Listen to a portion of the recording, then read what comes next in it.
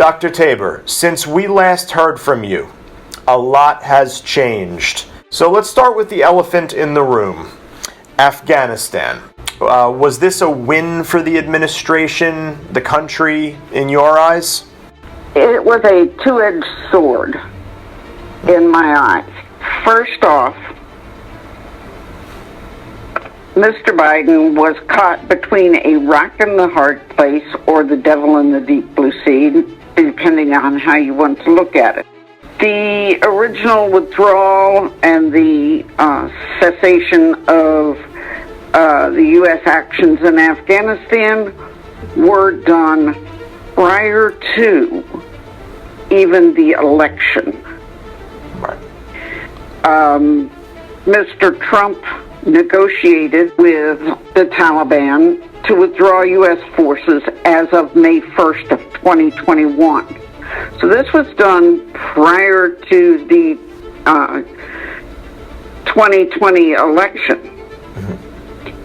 And so basically Biden was stuck. He had no choice but to follow through.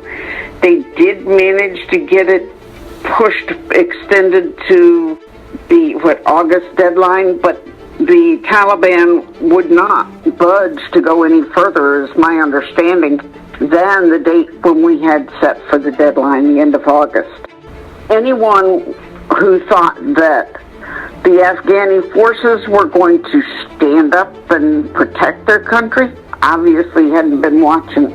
Right. They really didn't have... They did exactly what the Vietnamese did in Vietnam.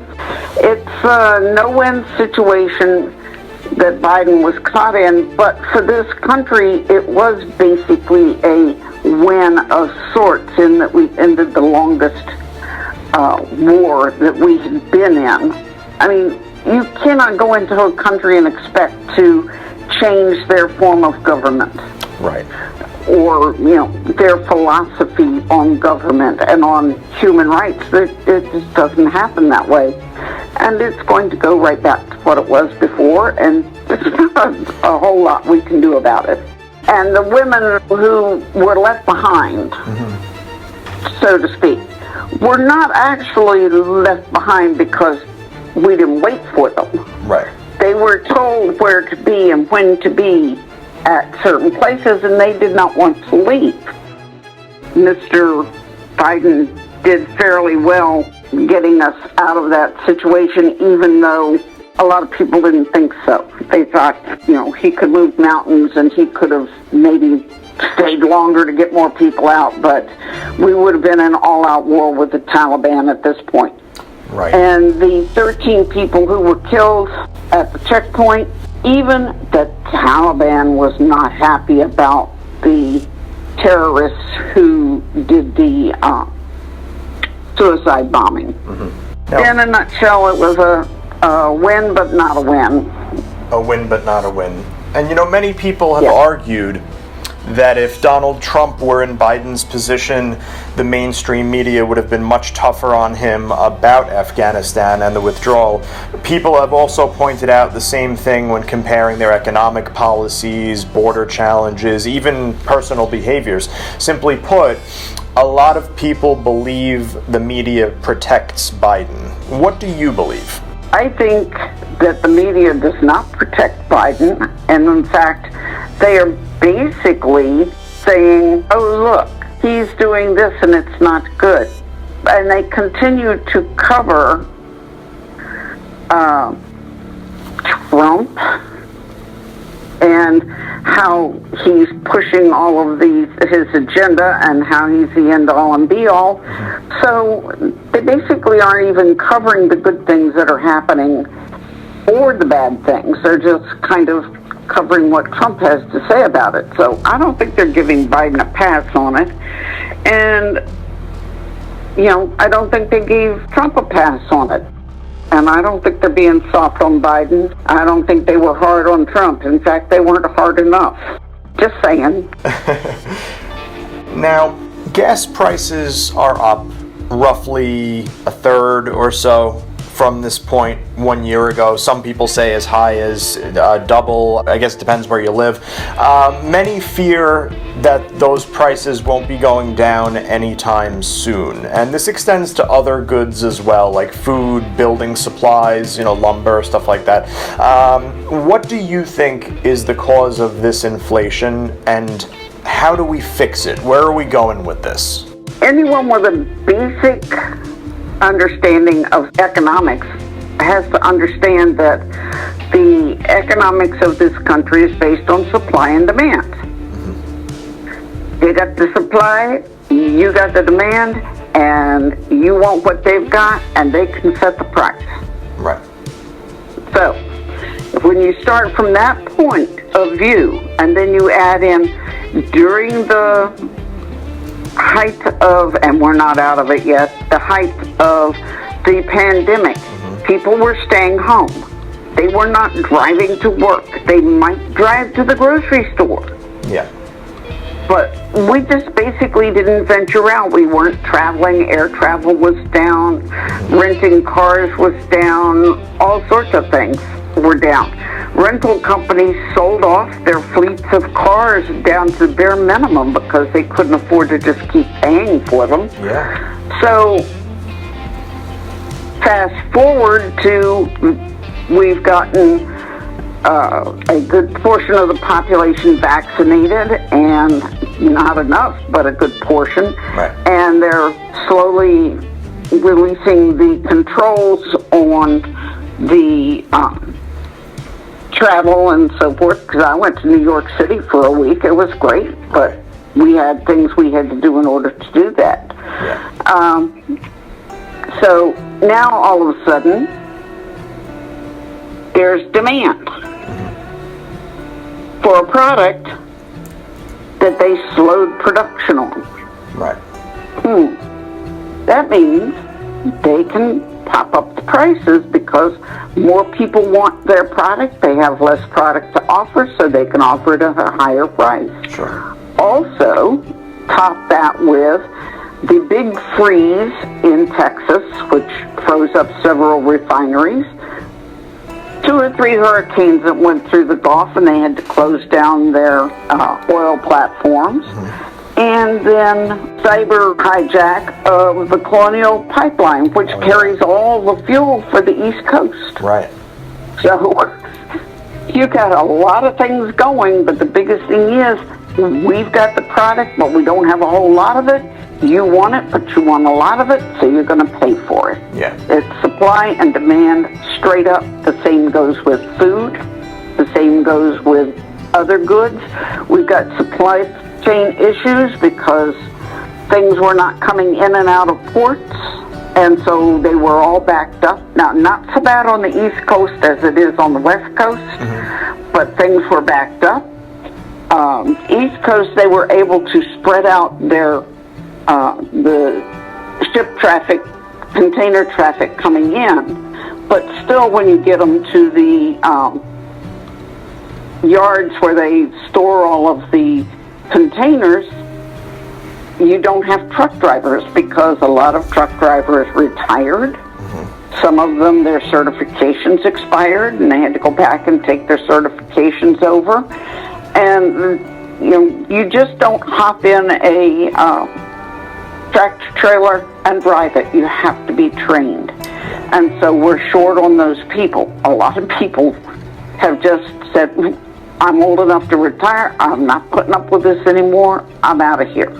So what do? You have a whole section of the population that just said, I'm done. I'm retiring. So you have that part pulling down the availability of goods and services. Anyone who wants something bad enough is going to pay for it.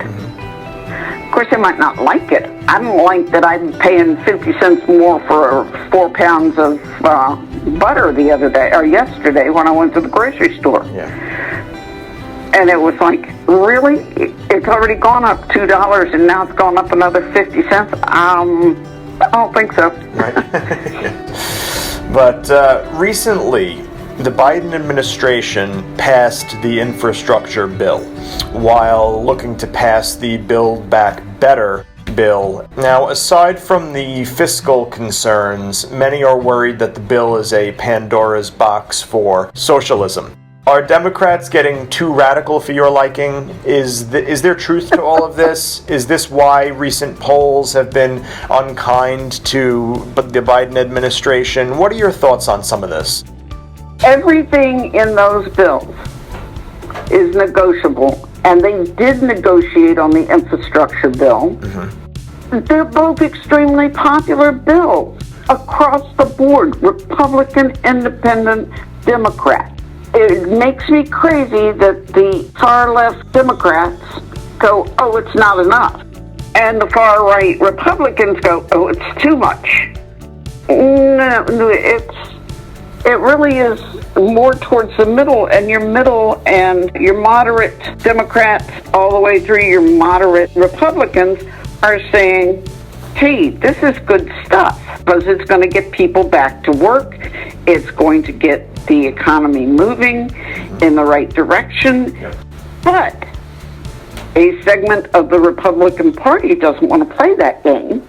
They want to take credit for it if it passes, but they don't want to look like they're backing the Democrats because then they might get picked on by the radical parts of their party that are intent on tearing down civilized discussion, moderation, and compromise. So it's a tug of war, and I think we know those crazy four people that fall in that round, in that pit. Yeah. And I'm sorry, there are quite a few Republican senators that fall in that pit. And surprisingly, Mitch McConnell wasn't one of them. But then we have the other two Democrats in name only who want to hold up everything because they want their 15 minutes of fame, regardless of what their states want. And one of them's already been disowned by her party. And the other one is, I don't know, I really think he's a Republican in Democrats' clothing, but he has done everything to hold up anything. And we have a very short window as Democrats and independents to get these major bills passed, because midterm elections will be a problem. Well, you are a staunch Second Amendment advocate, but you are also extremely careful, law-abiding. The Kyle Rittenhouse trial has yielded some very interesting viewpoints and arguments, protests, even many in direct opposition to one another. Not unusual in these times, but this this seemingly catch-all issue seems to give us everything to talk about, from gun control to racial issues to policing and crime in our cities. What are your thoughts on the matter and on the verdict? They had a trial? Really? Apparently, they showed up in a courthouse with a judge who all but handed the verdict to the jury, and little child got a slap on the wrist. I was absolutely flabbergasted that a minor could go across state lines, have their hands on a semi-automatic weapon, that they then proceeded to shoot people. That young man was not doing self-defense because the judge did not allow all the videos, and you could see him strutting around in his little thing, just marching through the streets like the idiots did in Charlottesville. But then the following week, the other case ongoing. Aubrey trial in Georgia. Aubrey, that. And, you know, the only thing that young man did was go on a piece of property that he had been going on and checked out the progress that they were making building a house. Mm-hmm. The owner of the house said he had seen the guy there several times. He didn't stop him from going there, so there was, you know, where are you going to hide anything if you're walking around in a T-shirt, a pair of shorts and gym shoes? But what they did was literally hunt him down and try to detain him. And then when he tried to prevent them from pointing a gun at him, they shot him. I mean, I'm sorry. The one guy shot him. And if he hadn't, the guy probably would have shot him anyhow. I don't know. Because my mindset is that they set out to do exactly what they did. And in between those two trials, of course, there was the incident with the Darrell E. Brooks, the Wisconsin man that drove his car into the Christmas parade, killed 6 people and a child. I mean, these stories, they all had various media outlets and politicians cheering and jeering and judging, often in contradiction to their own earlier statements in some cases. But are we all just playing team sports at this point, yelling into our own echo chambers? Would it be better to have more debate and humanity in political reporting and such matters? Is it all too partisan, do you think? When I'm watching, and I tend to jump from show to show to show, from one network to another, and my feeling is, as human beings, as a member of the human race, when that guy plowed through the dancing grannies and killed a bunch of them and the little kid, what was he thinking? He had just had a domestic dispute or something down the street, and he was just driving through the parade because he could. What was he thinking? Where is his humanity? Where is ours? Rittenhouse and that whole group of marchers up there, what are you thinking? It's like we used to joke about somebody bringing a knife to a gunfight. Well, you're bringing a gun to a march against people who are unarmed because you disagree with them. Why aren't you sitting down and talking this out? Why aren't people in the know and in the charge sitting down as groups and discussing it? But Charlottesville, the yahoo that killed Heather Heyer, drove into a crowd. Gee, what was he thinking? Why was he doing it? Because he's a member of a white nationalist group, that the Vanguard something or other, and they just changed their name because of him.